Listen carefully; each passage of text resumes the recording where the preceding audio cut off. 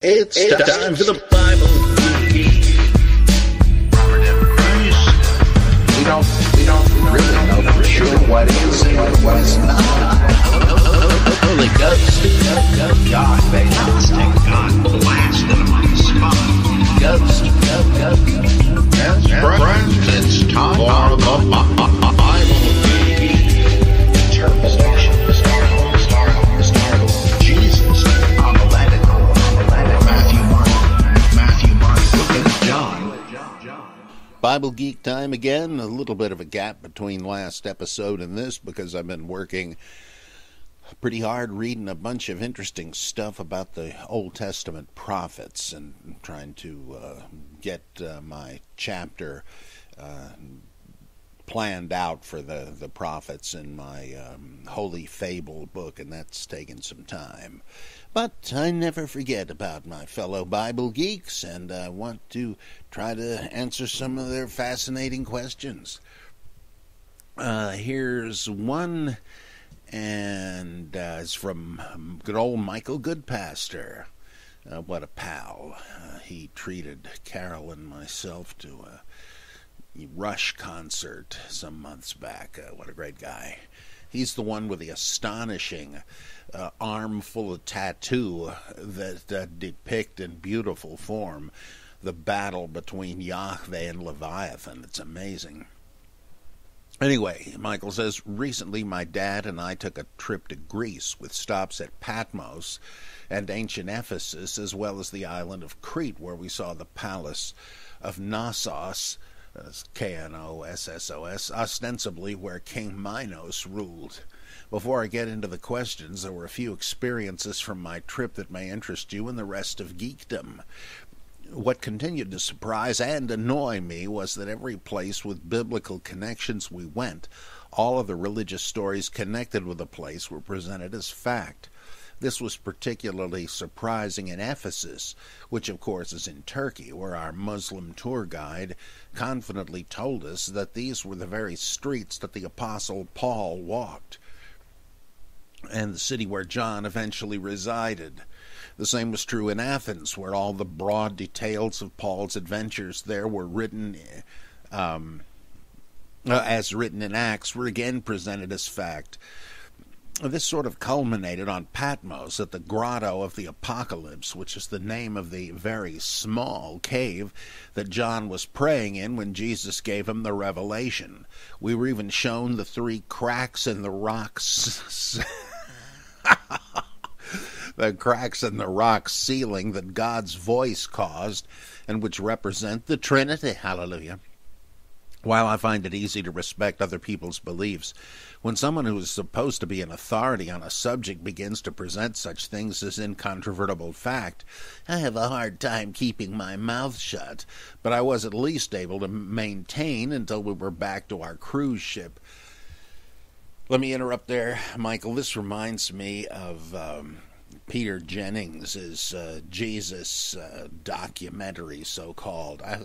He may have done 2, but I'm pretty sure it was the last one. He had attended a meeting of the Jesus Seminar, and I got to speak to him briefly, and he interviewed some people and didn't use much of it, except for Marvin Meyer talking about the pagan parallels to the resurrection and the influence of the mystery religions.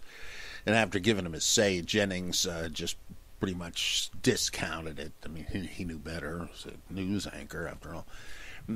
But Jennings was on site in Jerusalem, and he gave equal or greater weight to some monk who was a tour guide, and this man really knows what he's talking about. It's just so utterly ridiculous that that's what passes for the truth. Anyway, back to Michael.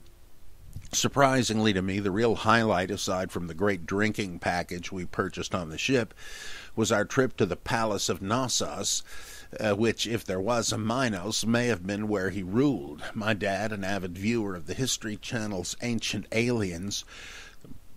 By the way, I think History Channel is short for Hysteria Channel. Anyway, I was very excited to see the palace because according to the Non-History Channel, this was the home of an ancient alien genetic experiment, the Minotaur, which according to legend lived in a giant labyrinth beneath the palace. The palace was huge with remarkably well-preserved artwork. As our tour began, our guide showed us a symbol that is carved throughout the palace, that of a double-headed axe called a labrys, which she explained was very significant to Minoan religion. Throughout the tour, we saw the symbol again and again. Finally, our guide explained that the name of this symbol had come to refer to the palace itself, which, as we had seen, was really quite maze-like and was thought to be the origin of the word labyrinth. In fact, the palace had no basement labyrinth and was itself the origin of the myth. Is this right? Yeah. As the tour went on, we came across a painting of a bull that was being used in a sort of competition where the participants would leap over the bull's head, do a sort of handspring off its back, and land on the other side of the animal. This uniquely Minoan sport would take place in the palace courtyard. And, of course, any foreign competitors who would come to participate would be at a definite disadvantage, hence the origin of the Minotaur. Hearing this bit of demythologizing was like the balm of Gilead to me, though my dad was pretty disappointed. You know, I almost think that's euhamerism. I have a hunch that the Minotaur really is just a typical liminal character, not based on any actual custom, much less life form. Excuse me, but it's pure mythic symbol.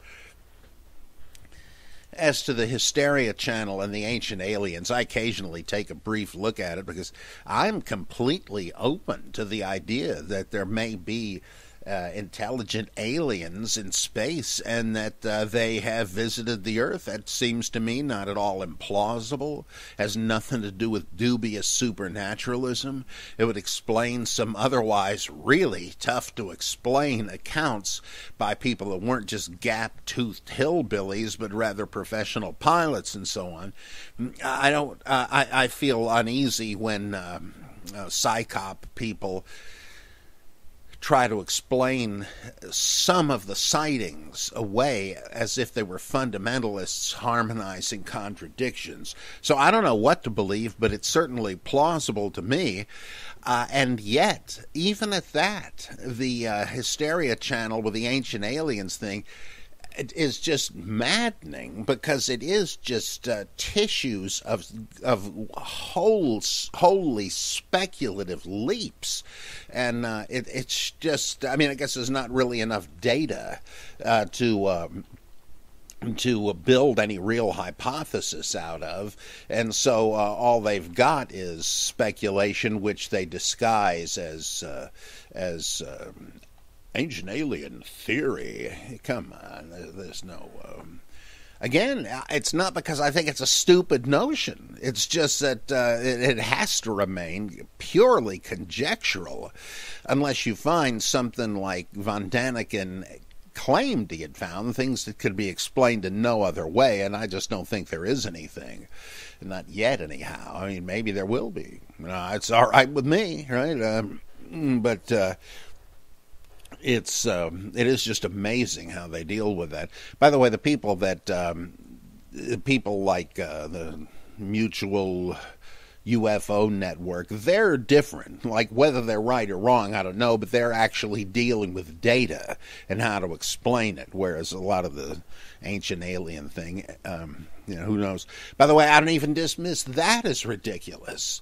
Right, there could well have been ancient aliens, and they would really have not been any different conceptually than from what the ancients thought gods were. And so if they're represented as gods in the myths, yeah, sure. But is there adequate evidence for it? That's the thing. This isn't like the claims of people that water can hear what you're thinking and start recoiling from it. Oh my God. Or the guy that wrote this book, Power and Force, I think it is. I won't even get into that. I deal with it in my book, Top Secret. It's just so utterly ludicrous. I don't, I'm not a paradigm policeman. I'm open to surprising things being true, but the mere possibility doesn't give you the right to say it's true. Anyway, Michael says, all right, on to my questions, some of which were inspired by my trip. 1. Revelation 1:1 seems to say that God gave the revelation to Jesus to give to the church. First of all, do you think I'm reading this correctly? And second, do you think this undermines any doctrine of Jesus' divinity, particularly the implications for his omnipotence and oneness with the Father? I guess, well, I do think you're right. I think I see what you mean. This isn't what you would really expect if you were starting out with the Chalcedonian Creed and so on. But if you're willing to say that Jesus of Nazareth, whatever, was an incarnation and therefore acted and spoke as a lower being, a human like us, and if you think that's compatible with the Trinity, and I think it is, I'd grant that, then I guess if Jesus appears in what some call angelomorphic form, if he becomes like the angel of Yahweh, well, that's not really even too different. That's a, excuse me, like an Old Testament theophany. It's not really that different from either from that or from a genuine incarnation. It's just the divine Son, the second person of the Trinity, appearing in a certain way to mortals. So I don't really find that contradictory. Given the galaxy of ideas of incarnation and Christophanies you find elsewhere. 2. Revelation 1:7 says, Behold, he is coming with the clouds, and every eye will see him, every one who pierced him. Does this indicate a belief that Jesus is going to return during the lives of the people who actually executed him, Pilate, Caiaphas, etc., or just a belief that the Jews would see him, indicating that the author could not have been John, a Jew? Well, this is based on Zechariah, where Matthew got some interesting tidbits that he wove into his story. But in a New Testament context, to me, it would seem like you're saying that the contemporaries of Jesus, according to the story, would be mighty upset and would have reason to fear. The nations, what does Luke's apocalypse say? The nations will be trembling, shaking with fear at the things coming upon them. And this generation, and it seems to me, yeah, that's very likely that it originated in a time when people had located the execution of Jesus at a particular point and figured that closer to their own day, and perhaps they kept updating it. I mean, we know they did. When was he crucified? Under Tiberius, under Claudius? The Christians differed. And that those involved would face the music before they died. I mean, it doesn't say anything about them being resurrected. And I mean, you could read that in, but that's what you'd be doing, reading it in. It wouldn't be logically incompatible, but it seems like an ad hoc hypothesis. Let's see. 3. While Paul was supposedly hanging out in Ephesus, some Jewish exorcists tried to imitate his miracles. Boy, these bifocals drive me nuts. They tried to imitate his miracles and cast out demons by the Jesus he preached. Acts 19 says they were the sons of a Sceva, S-C-E-V-A, quote, a Jewish high priest, unquote. I'm aware that there were at times 2 high priests, but this seems to be implying that there were high priests all over the place. What's the deal here? We gather from Juvenal and other Hellenistic writers of that age. I'm sorry. I'm beginning to sound like Doug Schoen on the Fox Political Insiders. If you watch that, I'm sure you've noticed that this poor guy, holy mackerel, I keep waiting for Harris Faulkner, the host, to say, Doug, for Christ's sake, will you clear your damn throat? But she doesn't. Maybe during the breaks, I don't know. Anyhow, Juvenal and others give us the idea, and you can read about this in Dieter Georgi's great book, The Opponents of Paul in 2 Corinthians, that there were people, Jews going through the Mediterranean world claiming to prophesy, exorcise, and stuff like that. And Juvenal mentions a priestess who would sell you oracles, that she was Jewish. And so I think the idea Luke is depicting is that these guys were charlatans, and that they might have actually been, they made a living as exorcists. They weren't necessarily fakes, but they just did what exorcists did and harangued people into apparently being delivered. But to increase their clout and their mystique, they claimed to be related of the high priestly line, which is probably embellishing the thing. I believe Julius Africanus tells us that there were people that went around claiming to be heirs of Jesus and appealing to priestly genealogies. So that's the same sort of thing here. I mean, that's why we even have the genealogies and chronicles, to fictively elaborate, to fictively embellish the resumes of people, priestly houses in the chronicler's day. And this is the same sort of a thing. So it doesn't mean that there were high priests all over the place, but that there were people claiming that credential. As Hugh Schoenfield pointed out, there is a copyist's error. It says that there were 7 sons of Sceva, a Jewish high priest, but then it speaks of them shortly as both of them. Some copyist saw Sceva, which looks like Hebrew for 7, and put it in the wrong place. Certainly, Schoenfield was right about that.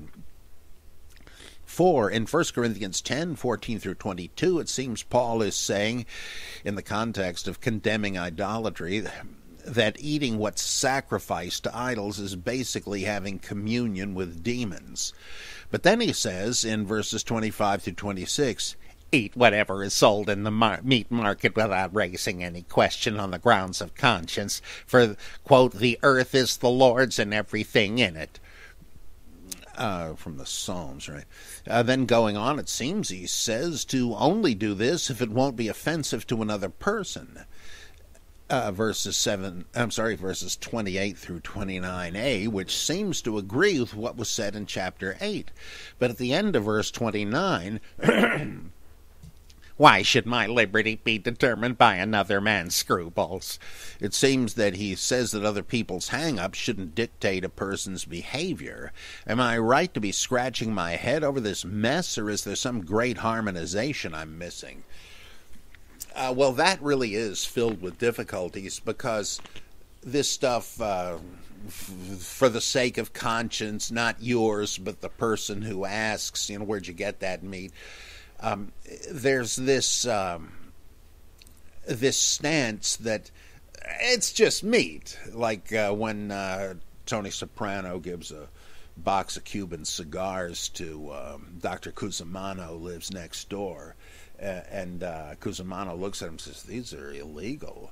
And Tony says, they're cigars. Do you really have to raise those questions? Well, Paul is made to argue that way, and this is one of the things that Walter Schmidholz quite plausibly attributes to Corinthian Gnosticism. Like, we know better, gnosis. It's just, they thought about the pagan sacrifices, just what they thought about the Lord's Supper. It's just an all-you-can-eat buffet. What the heck? The body, the meat for the body for meat.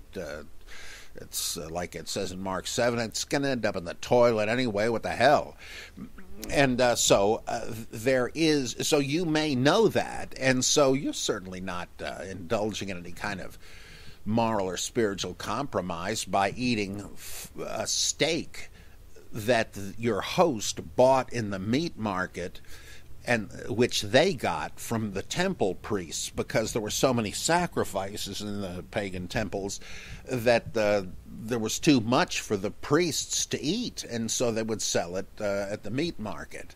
And so, a Christian shouldn't go to a pagan sacrifice, and technically he isn't, but if the meat he's being offered by a non-Christian friend was offered in sacrifice, isn't the Christian indirectly but genuinely partaking in a pagan sacrifice? And so in part of the chapter, Paul is saying, not really, but if somebody thinks that, they're going to misread the freedom you have.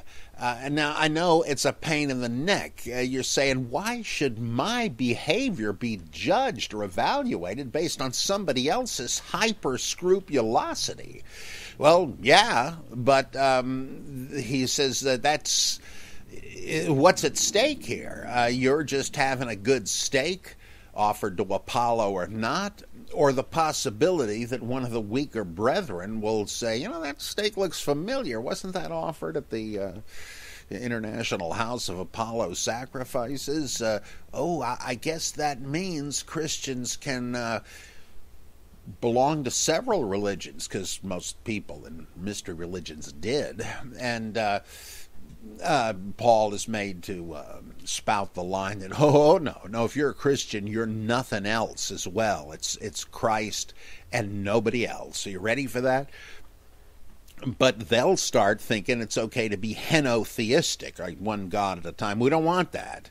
And the spiritual peril lies that way. So if what you're doing might lead somebody down the wrong road, they see you, they somehow know where the meat came from, and they say, well, I guess it's all right for me to go to the Mithras temple too, and the Isis temple and so on. No, it ain't.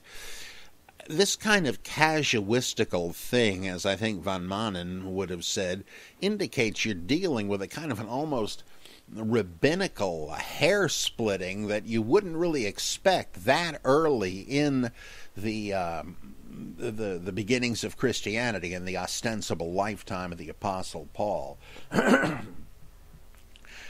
But then worse yet, I mean, is this just lip service that you have freedom, but you shouldn't exercise it because of trigger warnings against the spiritually immature? And I mean, this is very relevant today. In fact, I think you've got a kind of an equivocal back and forth on this that seems to give everybody their due, but winds up with a kind of pharisaical binding of people that are not so neurotically fixed up. I think the final redaction finally comes out on the second mile sensitivity nonsense. But worse yet, Paul, in the same context, is depicted as saying, no, it's not a matter of indifference, except extrinsically, as just described. No, what the Gentiles sacrifice to, they think they're gods, but they're really demons. I don't want you sharing in the essence of demons. I mean, in fact, this is one of the texts that indicates a kind of a high church view of communion. When you partake of the body of Christ, that's what you're doing in communion. I don't want you partaking of demons.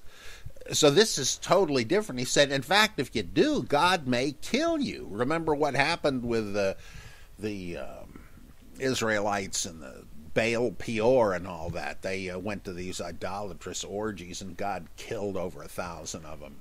Right, so I don't want that happening to you. So what's the deal here? I mean, this is one of the reasons why it just seems to me that 1 Corinthians is a patchwork of different views, each trying to refute the other.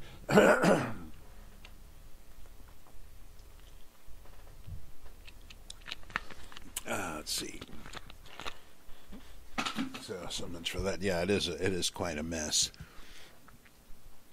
Okay.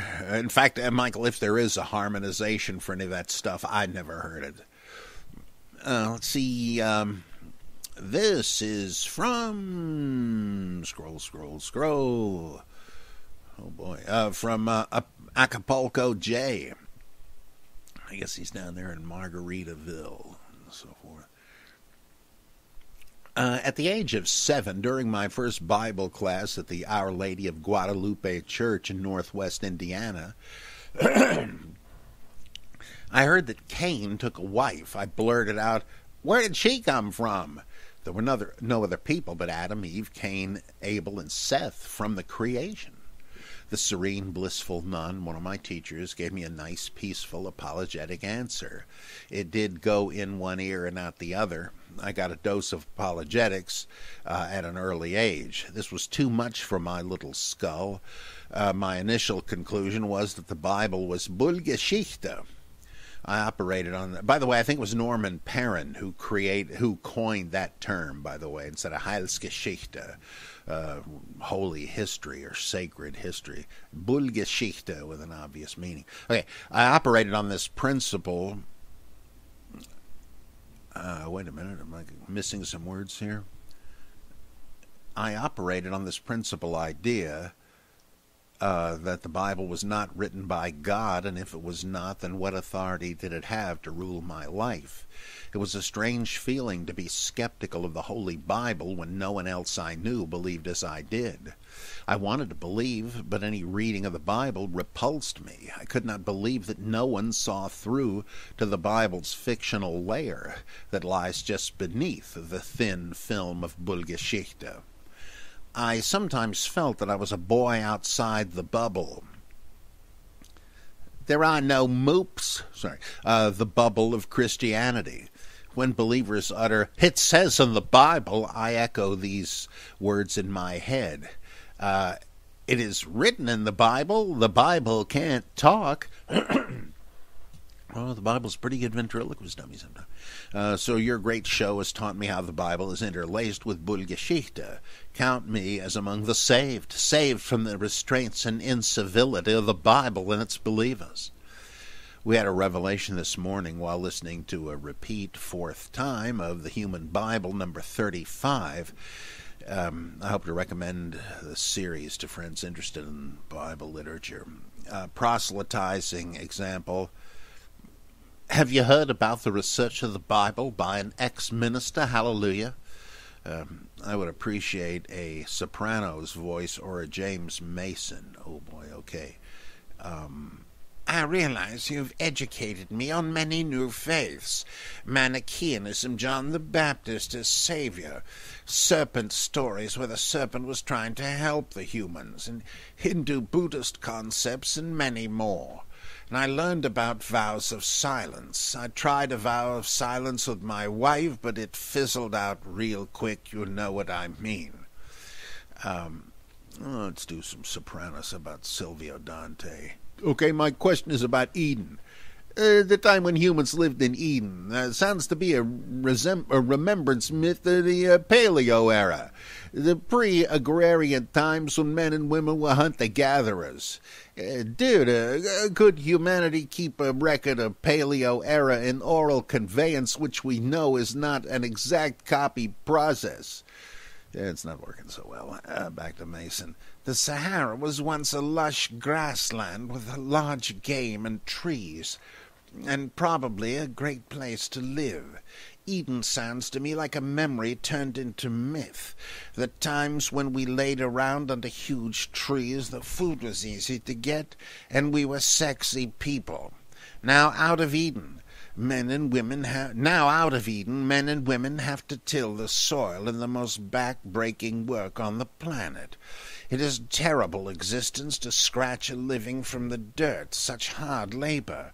It is worse labor than what the illegal aliens cutting the grass in the middle of the summer heat have to perform. The Sahara people are genetically the same. I don't know this, but it is possible.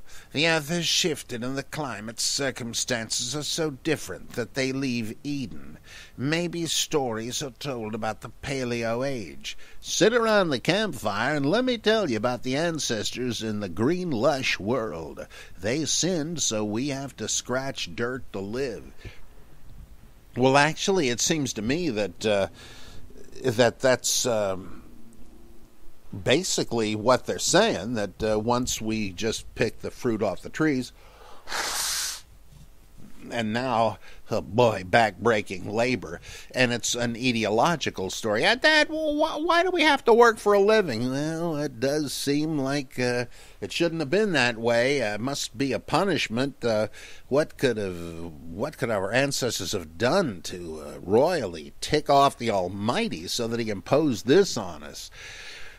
But I don't know that it reflects any time when people didn't have to work at agriculture and so on. It's just that that's the way it's got to be. And complaining about it doesn't do much good, but at least you can sort of say, maybe this is how it came about. I don't know if you really need any kind of historical basis for it. Let's see who we got next. Josie's Tin Man. I forget the... let's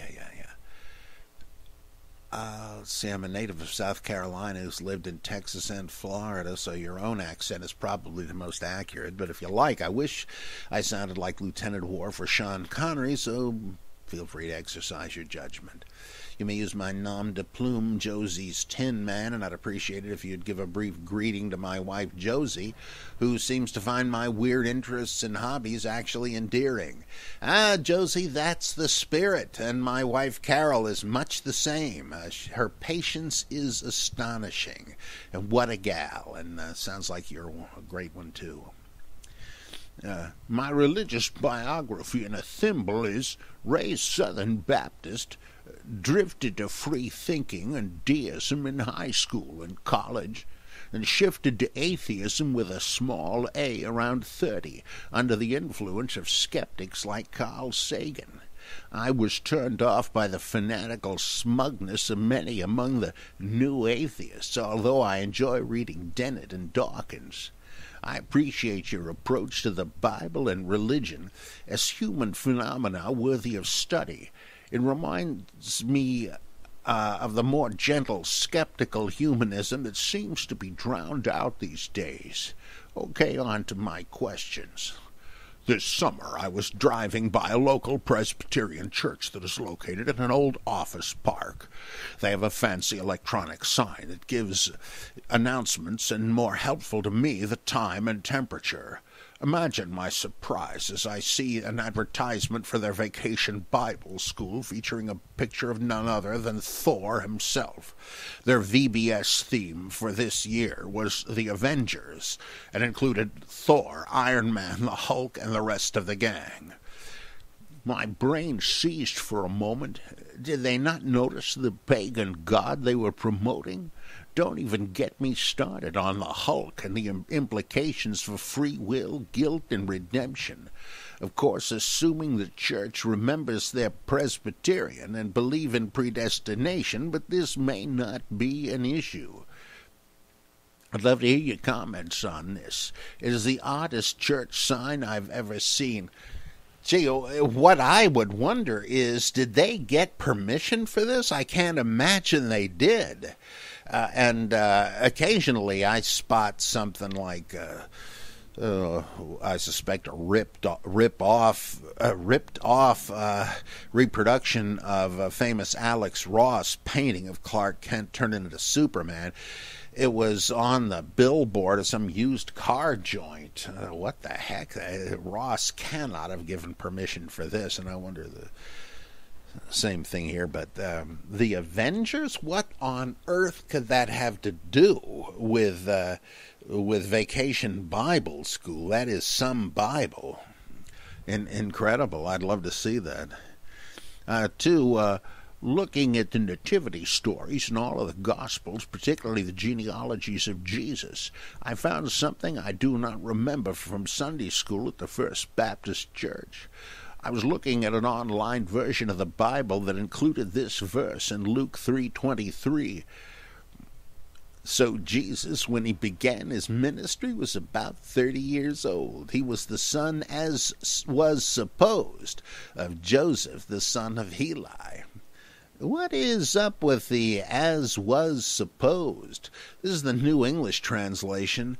Is this supported by any of the manuscripts, or is it a later addition added after Jesus has been raised to the status of the Son of God? By the way, it is the way I think all manuscripts read, but no doubt it was a redactional addition at some earlier point, perhaps by the evangelist Luke, harmonizing the genealogy with the miraculous conception.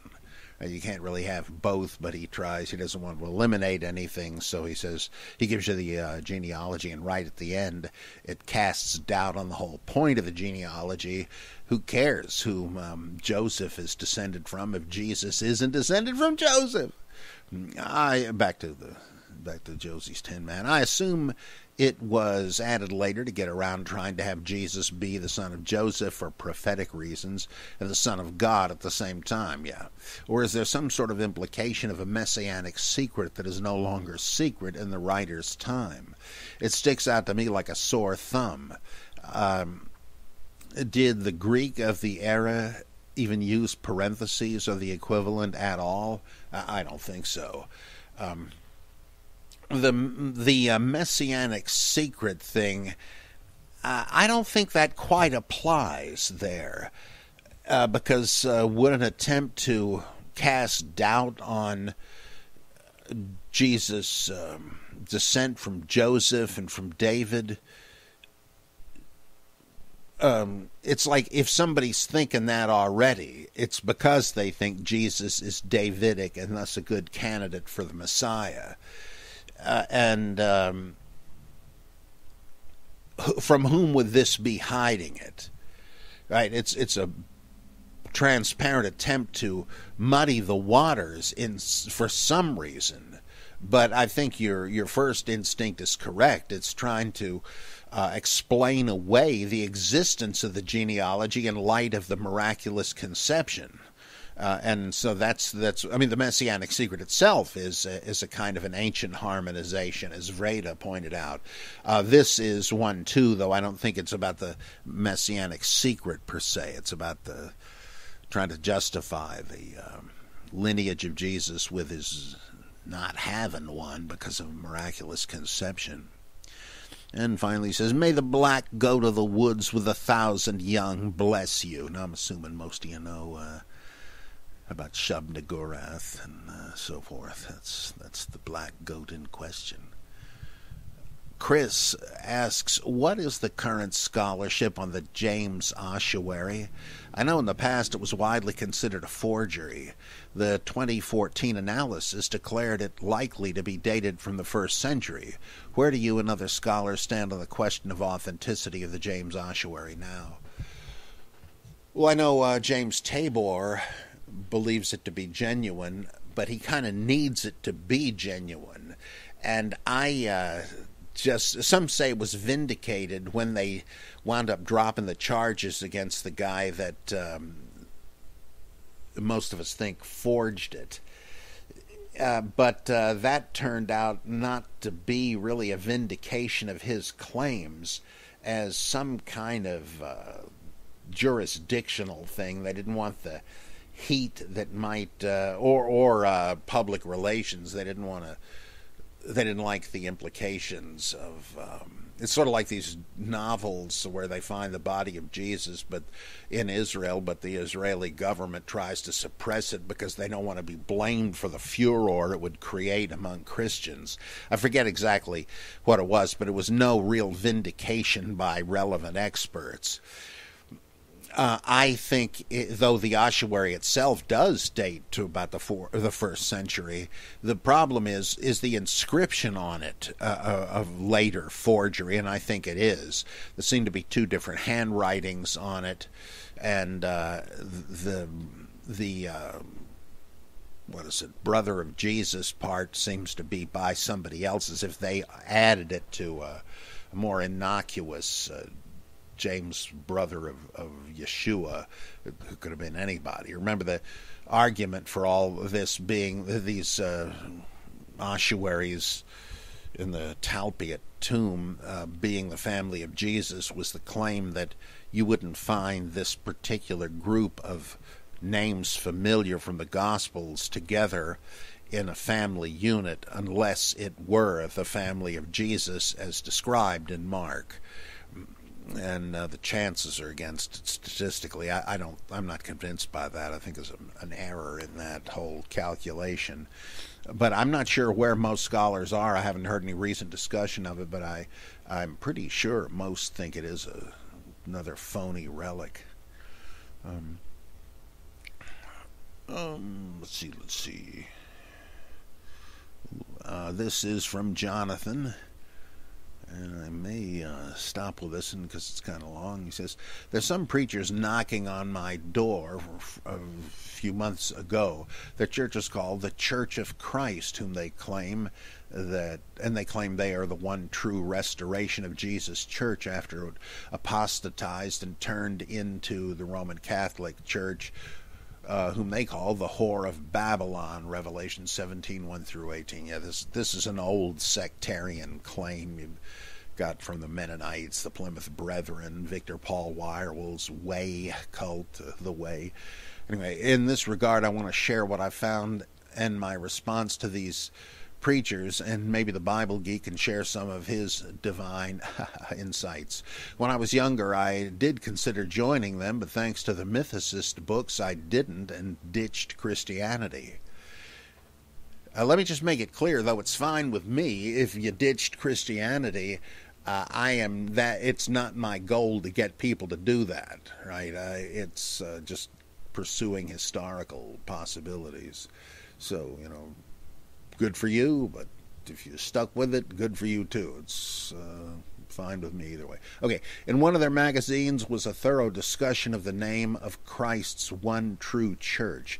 They cite Acts 20:28 as per George Lambsa's translation, which states, take heed therefore to yourselves and to all the flock over which the Holy Spirit has appointed you overseers, to feed the church of Christ, which he has purchased with his blood. The RSV, KJV, and many English translations, as well as the Textus Receptus, the Greek text on which King James is based, they render it as Church of God, or Ecclesion tou Theou, Church of God, instead of what Lambsa has, to feed the Church of Christ, which he has purchased with his blood. Okay, but the others have Church of God. This church is insisting on a Syriac priority, that these are the closest to the originals which existed in the 1st century, and they consider it superior to the Greek manuscripts. That George Lambsa's fascinating work is a translation of the whole darn Bible from what is called the Peshitta text, which means the clear text. And he is an Assyrian, a member of one of the Manafas, or was, he's gone now some time, but they're in the Middle East, someplace. I think they overlap parts of Iran and Iraq and so forth. And they speak Syriac, which is a branch of ancient Aramaic. And the Peshitta Bible was, most scholars think, translated from the Hebrew and Greek, not vice versa. But they're giving it's like the the Syriac Peshitta is their favorite son candidate, you might say. And so they have a kind of vested interest in saying, oh yeah, we've got the original Bible, but most scholars think it is not the case, and that you can show that it is a later translation from Hebrew and Greek into Syriac. Okay, back to the question. One of this church's doctrines is their rejection of the Trinity, as well as Jesus not being a God, but rather a human in his highest form. According to them, it is fitting that it is rendered Church of Christ instead of Church of God, because God is a spirit. 1 John 4:24, and a spirit doesn't have flesh, bones, and blood, Luke 24:39. So here's what my brief research has found. Let's see. The claim that Jesus is one true church is the Church of Christ is a moot point, because they should first back up the claim that Jesus Christ is the Son of God who truly walked the earth. Furthermore, the word Christ is not a name, but an epithet meaning the anointed. The word also appears at least 40 times in the Septuagint, the Greek translation of the Old Testament, and many kings as well as pagan gods also bear the title. The same reason that Pliny the Younger's letter to Trajan is an inconclusive evidence for his existence. Right, there's a description of Christian worship, and it says they get together before sunrise and sing a hymn to Christos as to a god, not Jesus, interestingly. So yeah, that really is no evidence for a historical Jesus, right? The word church doesn't necessarily mean house of Christian worship, but assembly. The only time that Jesus said he's building his church is in Matthew 16:18 and in 18:17. This could indicate an anachronism, because the first evidence that Christians called their worship houses churches is in the 2nd century. Yeah, I think it is an anachronism, but you could say that, like, none of what you're saying really disproves what they're claiming, but you're effectively showing that there's all kinds of mentions of these things that do not narrow it down in the way that would be required for their doctrine. That is, if they're trying to cite a few particular verses and say, you see, that's the way it's got to be. It's a much broader and ambiguous issue.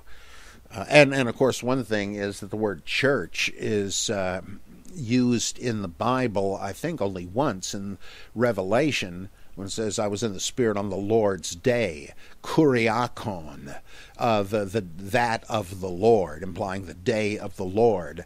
But church is based on the same word, kuriakon, house implied of the Lord. But as you correctly say, that is not used in the New Testament for Christian assemblies. Rather, ecclesia means called out ones. That is a summoned assembly. The word originally referred to town hall meetings and things like that. So that's why the assemblies of God call themselves that. They're trying to be even more literally biblical. Let's see. While this probably needs confirmation with other Greek manuscripts, Acts 20:28 in the Codex Sinaiticus renders it as Church of the Lord. Now, I'm thinking that it refers to a Marcionite church. Certainly this can be wrong, and further investigation and research must be done. Church of the Lord. How would that specify it as Marcionite? As far as we know, the Marcionites call their assemblies synagogues, which is another, it's a synonym, very close synonym to ecclesia, meaning assembly. And so Hellenistic Jews, Greek-speaking Jews, when they got together for prayer, they called it a synagogue, an assembly. And Marcionites used that term. If Jesus' true church is the church of Christ, then why is it that the Acts of the Apostles was attested first by Irenaeus in 180 A.D.? No other earlier Christians are making comments about this, not even Justin Martyr. This means that Luke, Acts, both were written a few years before Irenaeus' against heresies. Yeah, I think that's correct. I'm quite convinced that all four Gospels, including Acts, are indeed late 2nd century documents, which is why we possess no 1st century originals or even fragments. Right on. I agree with you. But of course, the notion, it's possible that their usage in Luke Acts reflects traditional usage. So language like the Church of Christ could go back considerably further, but there's just no way to know. Let's see. Are there any scholars on board with the Syriac priority? As far as I'm concerned, the Lamsa version didn't utilize Greek manuscripts, but relied on the Peshitta. Some scholars in Christian denominations, like the Jehovah's Witnesses, even say that Tatian used the Syriac manuscripts in his Diatessaron, but I do find this claim to be dubious, since his earlier work, Oration to the Greeks, makes no verbatim citations of the canonical Gospels. As it says in Waite's History of the Christian Religion to the Year 200, page 324, and no earlier church father prior to Eusebius mentions the Diatessaron. Eusebius, in this History of the Church 4:29-6, says, but their original founder, Tatian, formed a certain combination and collection of the Gospels, I know not how, to which he gave the title Diatessaron, and which is still in the hands of some. Diatessaron means through four, meaning that this work is based on four texts. We've gone through the four to make this one. Now, the copy of the Diatessaron I have is based on Syriac manuscripts, but there's so many, very many old manuscripts of the Diatessaron in so many languages that it's a field unto itself to do text criticism of the Diatessaron, to try to figure out what the original readings were. And I believe they generally say it must have been in Greek. But I'm guessing these people are taking the Syriac version as the oldest, and I think that's probably not a safe bet. Jerome, I think it is, has a list of the major works of Tatian, and he does not list the Diatessaron, which is a pretty good piece of evidence, though it doesn't settle the question, that the Diatessaron was not the work of Tatian, but rather somebody else, and somehow got attributed to him. Again, we don't know, because if that's the case, then how did it get attributed to him? Well, who knows? Doesn't mean it didn't, so it's still sort of an open question. But whoever wrote it, what it originally says is a wide open question too. Let's see. Now, as on so many things, the brilliant Stefan Hermann Haller, I always use his middle name as well in the classic German style to differentiate him from Stefan Haller, who was a modern-day Gnostic, also an extremely interesting writer. But Stefan Hermann Haller thinks that originally there was a mega-gospel like the Diatessaron, maybe identical with it. I kind of am rusty on his work. And that the four Gospels were divided off from it. That'd be pretty interesting. I doubt that, but this guy's brilliant, and it's well worth taking a look at what he has to say. As to whether anybody accepts an Aramaic, remember Syriac is a type of Aramaic, origin for the Gospels, well, the great scholar Charles Cutler Torrey believed that the Gospels were written in Aramaic and then translated into Greek.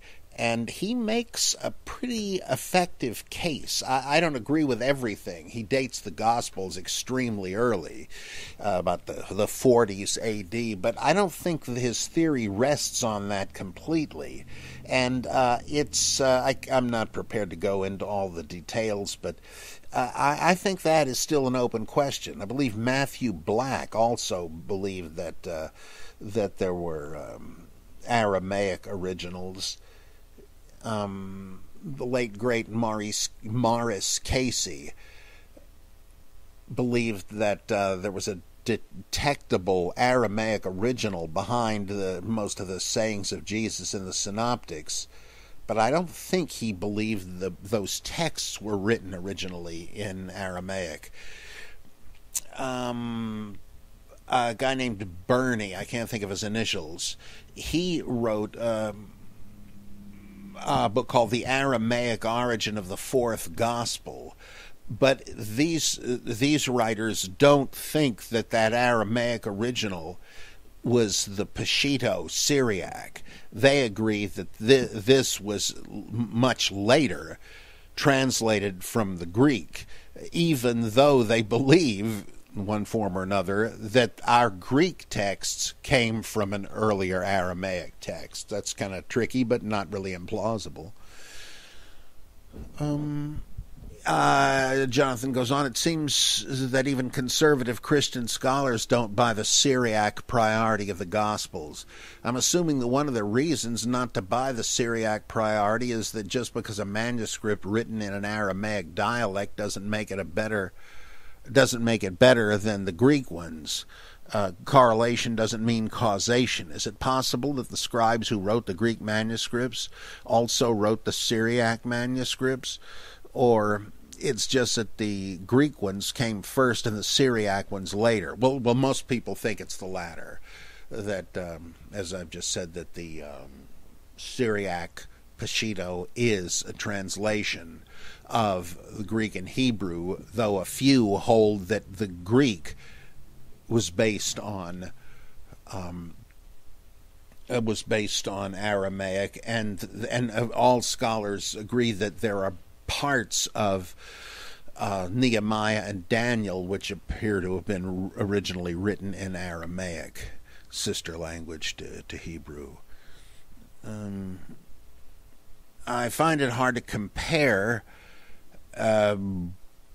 which one is better, since I have no idea if anyone made a Strong's Concordance for the Syriac language. I suspect they have, though I don't happen to know, but I suspect that there is such a thing. It'd be worth looking on Google or even Amazon or something. Or if John Felix happens to know. This guy is an amazing authority on all this kind of stuff. Maybe he can tell us. So, well, here's a fairly short one I could do. Richard M. Katzwer. I hope I'm reading that right through my misleading glasses. Yeah. We often hear of the Synoptic Gospels and the Gospel according to John separated as distinct works or bodies of work for obvious reasons. I've heard it suggested, though, that while John is not an obvious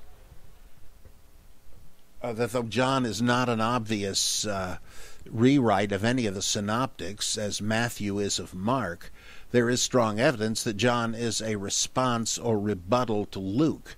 I was hoping you would comment on this, specifically how strong is the case for this hypothesis. With which of any of the synoptic Gospels do you think John the evangelist, John in quotes, was familiar?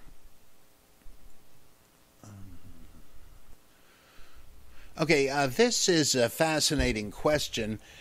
I tend to go along with Bultmann and other German scholars mainly, who think that John is using at least a couple of the synoptics, including Luke, but that he simply doesn't take over material wholesale from them as Matthew and Luke do from Mark. That makes a lot of sense to me.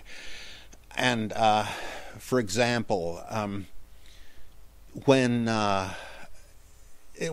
Jesus goes to Golgotha, in the synoptics, Matthew and Luke being based on Mark here, we have the picture of Jesus unable, I guess, to carry the cross, so they commandeer a bystander, Simon of Cyrene, to carry it for him. John has just the opposite. It says that Jesus carried his own cross to Golgotha. No gospel says that he began to carry it, was too weak to continue, and they decided to grab somebody to take the weight of it. That's a harmonization. No gospel says that. John contradicts the synoptics, and apparently for a definite reason, because he's probably thinking of this saying you find in Q and Mark, if anyone would be my disciple, let him take up his cross and come after me. Well, that doesn't sound too good if the story goes that Jesus himself didn't carry the cross, right? So John corrects it and has Jesus carry it. He really seems to have Luke in his sights in John chapter 12, where Jesus says, and now, my hour has come, and what should I say? Father, save me from this hour? No, that's why I came to this hour. Father, glorify your name. And then the heavenly voice says, I have glorified it, and I will glorify it again. And said that some thought that it was thunder, some thought an angel had spoken to him. Well, on the latter, the sum probably includes Luke, because this seems to be a rejection of the Gethsemane prayer that you find in Matthew, Mark, and Luke. Father, let this cup pass from me, and so forth. John thought that unworthy of the Son of God, so not only is there no such Gethsemane prayer, but this is the opposite of it. Jesus says, oh, you think I'm going to try to get out of this? Hell no, that's the whole point of my mission. Father, glorify thy name. And so it's just the opposite. It's like it knows what you think you're going to read, and no, you're wrong. Here's what really happened.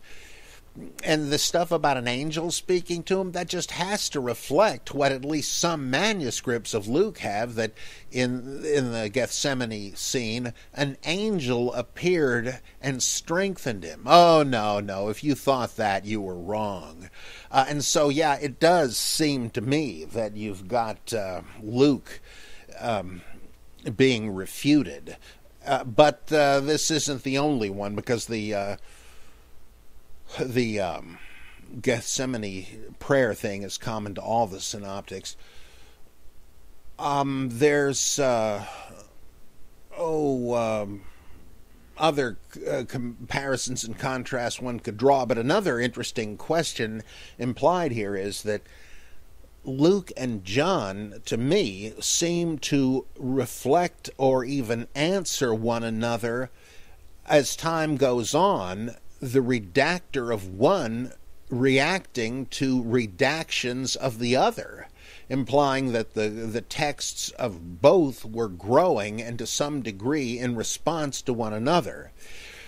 And a larger issue than that is there are numerous places of major and minor agreement between John and Luke. And in those, all kinds of little things. I've summarized this before. But in every place where Luke agrees with John, he disagrees with Matthew and Mark, even though he had one of them or Q in front of him. He knows of their alternative, but prefers whatever one John also used. Or did he actually get it from John? Who knows? Right. So it's a big question, and there does seem to be some kind of relation between Luke and John that people have really beat their heads against the walls trying to explain, and that it still deserves more study and a definitive answer.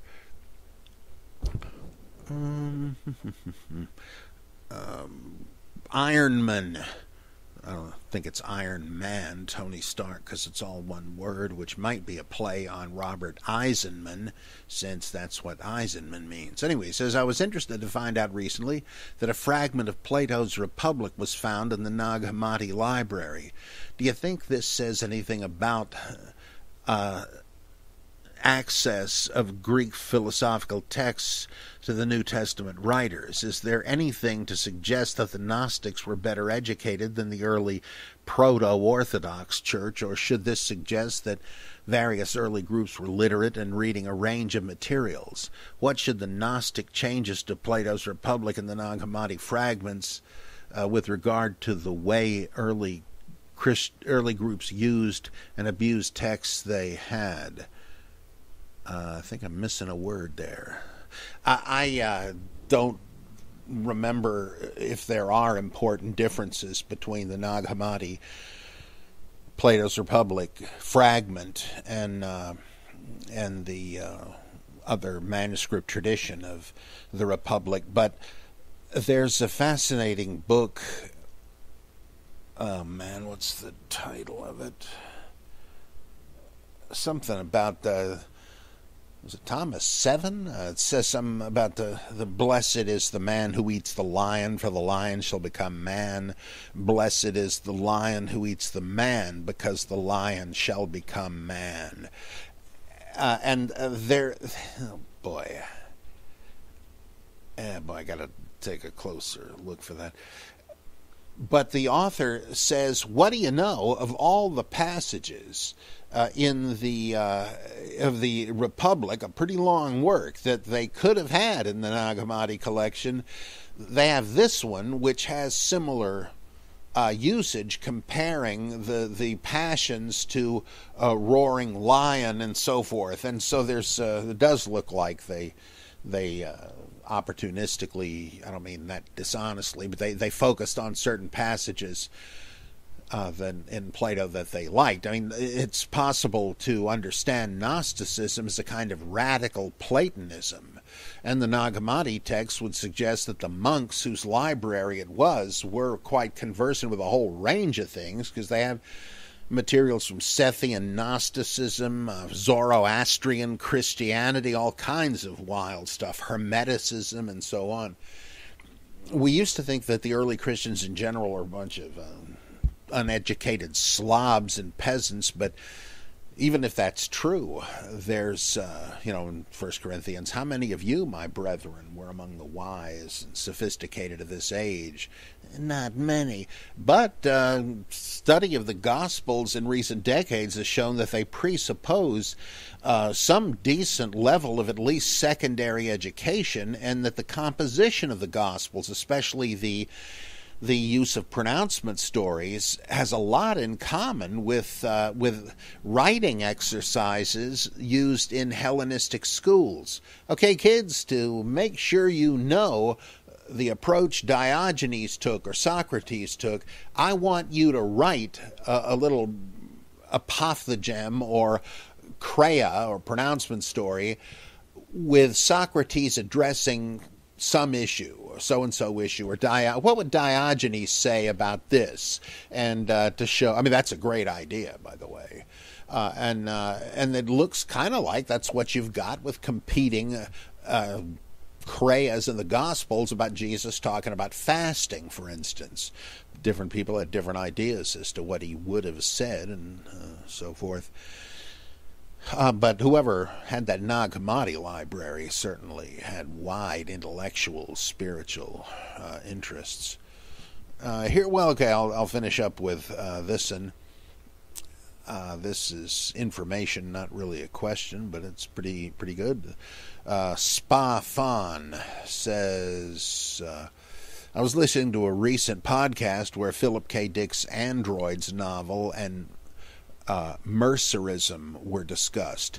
You were speculating about the novel's connection to the mid-60s, which was indeed when it was written. By the way, I don't think that was me. I think that was another Bible Geek listener. I know pitifully little about Philip K. Dick. What you may not know is that Dick was a close friend and quasi-family member of Episcopal Bishop James Pike, who had some fame as an anti-war and somewhat unorthodox bishop in those days. Dick and Pike loved to talk theology, and Pike helped him with several of his novels. The sort of Zoroastrianism in A Maze of Death was the result of Dick and Pike trying to reconstruct the essentials of religion as an intellectual exercise. And the character of Timothy Archer in Dick's last book, The Transmigration of Timothy Archer, was based on Pike. Dick and his then-wife, Nancy, the daughter of Pike's lover, were also present at a seance that Pike had conducted after his son committed suicide. According to Dick, Pike was rocked by the discovery of the Dead Sea Scrolls and was sympathetic to John Allegro's view, although I'm not sure that he revealed this publicly. I believe Allegro said that it looked as if the Dead Sea Scrolls anticipated the idea of a martyred Messiah returning at the end of the age. Mercerism, in which the believer had a virtual reality experience of Mercer portraying Sisyphus that was supposed to redeem him or her through the device of the empathy box that allowed the faithful to become Mercer, was based on Pike's attempt to deal with the fact that the historical Jesus was possibly a fraud. Dick also had a lot of Christian, Gnostic-inspired mystical experiences that he similarly tried to assimilate. So your guess on the show was more or less accurate as far as I know. Thought you'd like to know. Again, I can't take credit for that. It was another Geek listener. Also, as you can tell from the more in-depth description of Mercerism, that the novel is about a lot more than what Blade Runner described. What was that in Do Androids Dream of Electric Sheep? That was the Dick book that Blade Runner was based on. Yeah. Ridley Scott, Blade Runner's director, said he did not understand the book, if that gives you an idea. Yeah, that's real promising, right?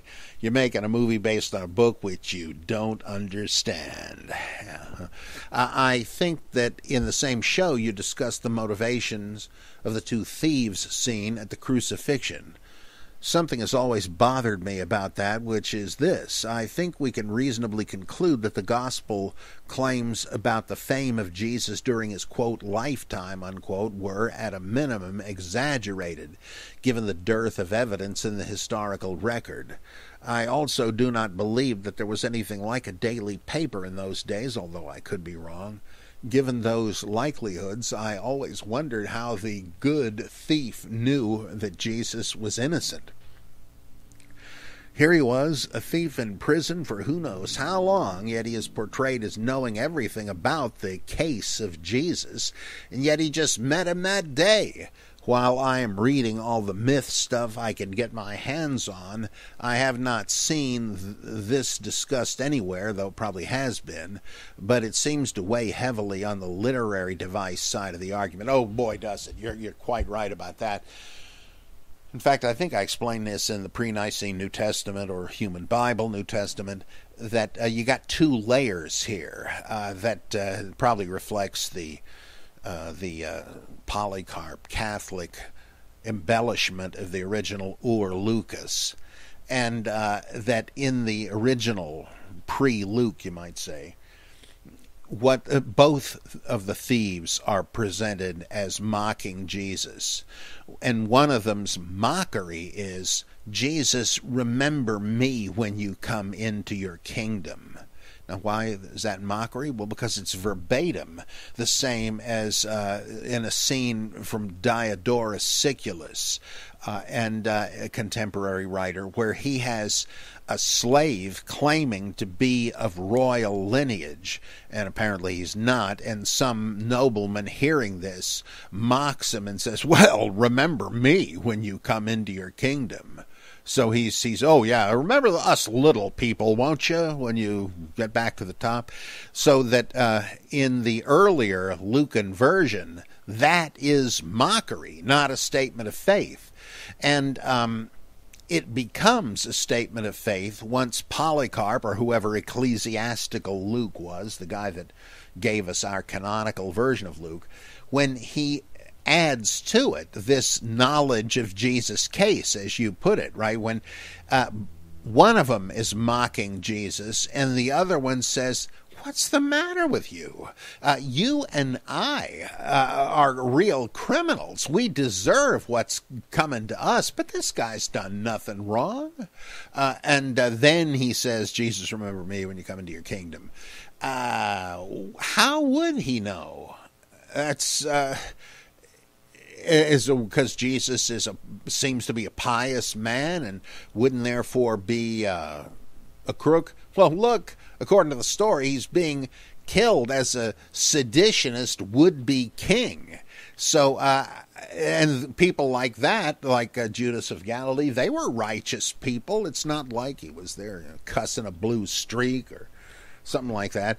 So, it's not inconsistent, and surely, for the reasons you mentioned, the idea that he knows Jesus is innocent. How the heck does he know that? Well, of course, the redactor knows it. And why is he doing this? Why is he changing it up? Well, he wants to make extra sure that in the gospel, Jesus is vindicated by Romans. He's got Pilate pronounce Jesus innocent 3 times. He's got this criminal being crucified by the Romans who says, "Look, I'm a crook. I ought to know. This guy's no crook." So the Romans are executing him as a mistake. And then what happens when the centurion says, well, in Mark and Matthew, he says, "Surely this man was the Son of God." He doesn't say that in Luke. He says, "Surely this man was innocent." You see, another Roman attests to the fact that it was a frame-up. And then that dovetails with the way Paul is constantly defending himself against Jewish charges before Roman authorities and their puppet officials like Festus and Felix and all that. So you can tell pretty clearly what the redactional agenda of canonical Luke and Acts are, and certainly it's a literary device. So you got a good sharp eye. Okay, that's it for today. In case you heard a knock at the door, it was a delivery of a fascinating book by William O. Walker, Jr., Paul and His Legacy, collected essays from Polebridge Press. I love Walker's work. He's done great stuff with interpolations. In fact, he has a book, Interpolations in the Pauline Letters, and other stuff. Let me just read you what's in here. I think many of you would enjoy this. Part 1, Studies in Galatians. Chapter 1, Why Paul Went to Jerusalem. The interpretation of Galatians 2, 1 through 5. I say interpolation, I mean interpretation. Chapter 2, Translation and Interpretation of Ian May in Galatians 2:16. Chapter 3, Does the we in Galatians 2:15 through 17 include Paul's opponents? Chapter 4, Galatians 2:8 and the question of Paul's apostleship. Chapter 5, Galatians 2:7b through 8 as a non-Pauline interpolation. Chapter 6, There is not male and female, a Pauline addition in Galatians 3:28. Part 2, Studies in the Corinthian Correspondence and Romans. Chapter 7, 2 Corinthians 6:14 through 7:1, and the chiastic structure of 6:11 through 13, 7:2 through 3. Chapter 8, 1 Corinthians 15:29 through 34, as a non-Pauline interpolation. Chapter 9, 2 Corinthians 3:7 through 18, as a non-Pauline interpolation. Chapter 10, Apollos and Timothy as the unnamed brothers in 2 Corinthians 8:18 through 24. Chapter 11, Romans 8:29 through 30, as a non-Pauline interpolation. Part 3, the Book of Acts and the Letters of Paul. Chapter 12, the Timothy-Titus problem reconsidered. Chapter 13, Acts and the Pauline Corpus reconsidered. Did Acts know the Pauline epistles? Chapter 14, Acts and the Pauline Corpus revisited. Peter's speech at the Jerusalem Conference. Chapter 15, the story of Peter and Cornelius as a corrective to Galatians 2:11 through 14. Chapter 16, the portrayal of Aquila and Priscilla in Acts, the question of sources. Addendum, the theology of woman's place, quote-unquote, and the, quote, Paulinist, unquote, tradition.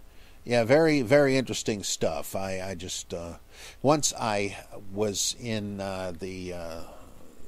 sitting in the audience at a Jesus seminar thing, and they were given some award to John Dominic Crossan, who certainly is a great scholar, despite my huge disagreements with him. And I was right by Bill Walker, and I turned to him and whispered, "Why is it I find nothing he says to be plausible, whereas I find everything you say to be convincing?" Implying Walker should have been getting the award.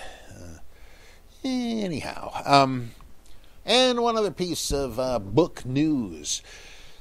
My long-awaited, by me anyway, collection, The Ground of Being, Neglected Essays by Paul Tillich, introductory essay by me, prefaced by Thomas J.J. Altizer, will very shortly be available from Amazon. This is a book I started working on 30 years ago, collecting all these stray things, and I think I just reread it in the editing process.